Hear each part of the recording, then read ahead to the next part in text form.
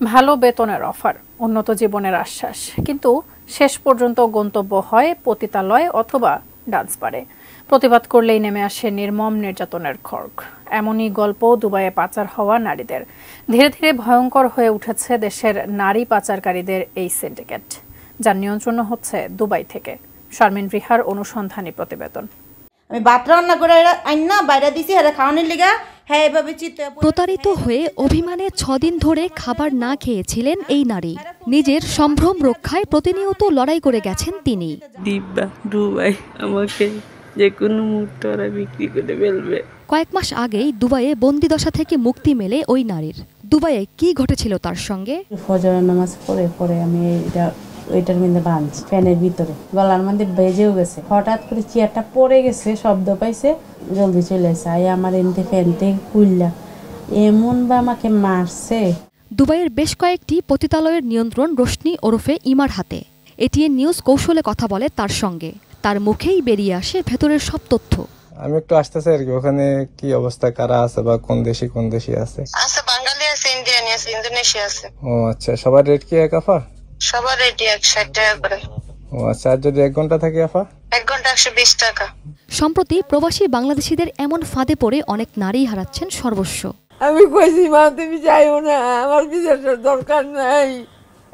কান্নারত এই নারী তেমনই একজন হতভাগী মেয়ের মা। গত মার্চে একমাত্র মেয়ে পরীকে দুবাই নিয়ে যান পরিচিত ইতি। 50,000 টাকা বেতনে বাসায় কাজ দেওয়ার কথা ছিল, কিন্তু ঘটে পুরো উল্টো ঘটনা। তাই ভুক্তভোগীর মা মামলা করেন ইতি, তার স্বামী ও বোন শিউলির বিরুদ্ধে। র্যাব গ্রেপ্তারও করে ইতি দম্পতিকে।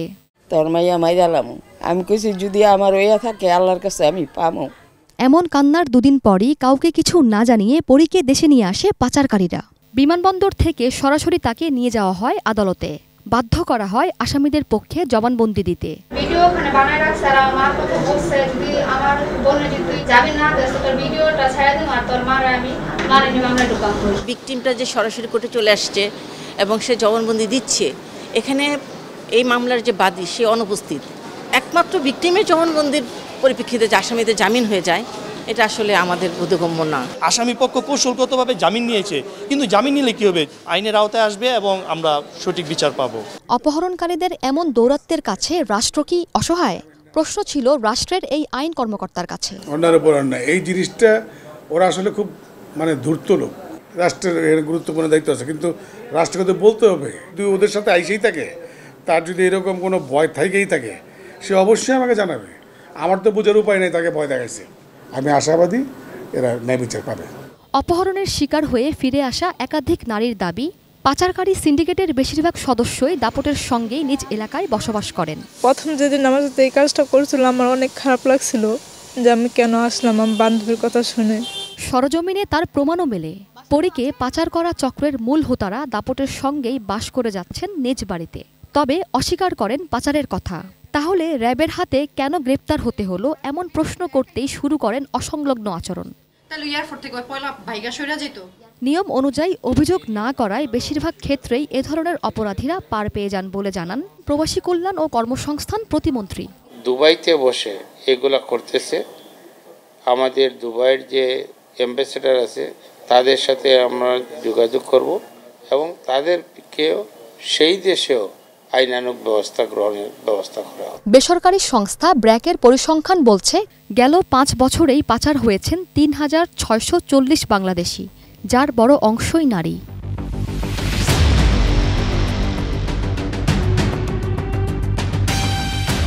প্রতি বছর কতজন পরীর জন্ম দিচ্ছে পাচারকারীরা, সে হিসেব রাখার দায়িত্বটুকুও কেউ নিতে চায় না। বিচার চাওয়া তাই তো এই পরীদের কাছে বিলাসিতা। পাচার হয়ে ফিরে এসে তাই বিচার না, চোখের পানি মুছে ঘুরে দাঁড়ানোটাই তাদের একমাত্র স্বপ্ন। নারায়ণগঞ্জ বন্দর এলাকা থেকে শারমিন রিহা, এটিএন নিউজ, নারায়ণগঞ্জ।